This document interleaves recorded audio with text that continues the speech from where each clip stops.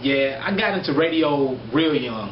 I used to sleep with my boombox in my bed, like right next to my pillow. I mean, my head was on the boombox, and I used to keep the record and the play button pressed down, and then also the pause button. I had a huge boombox. It was my grandfather's, and I would wake up in the middle of the night and record the songs that I liked. So that would fill up the entire tape, and these weren't blank cassettes. Before I knew what blank cassettes were or available, I was taping over my grandfather's sermons and my mother's soul tapes and Earth, Wind and Fire and Jim Croce and all that. Before I knew who they were, how great they were, and she killed me time and time again for recording over her tapes. All you had to do was pop out the top of the cassette tape and either put tissue in it or some scotch tape over it. You could record over it, but the tapes were too short.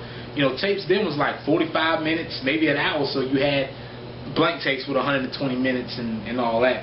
So I would record different songs, and the boombox that I had a nice equalizer on it. And it had maybe it was like a 2-track boombox. You know, I've never seen a boombox like this.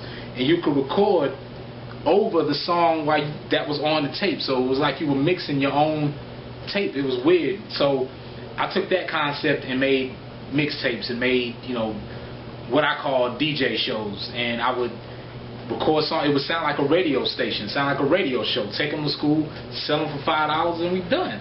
You know, so then I wanted to be a rapper and a producer. So after all that, I just continued to pursue music in that sense.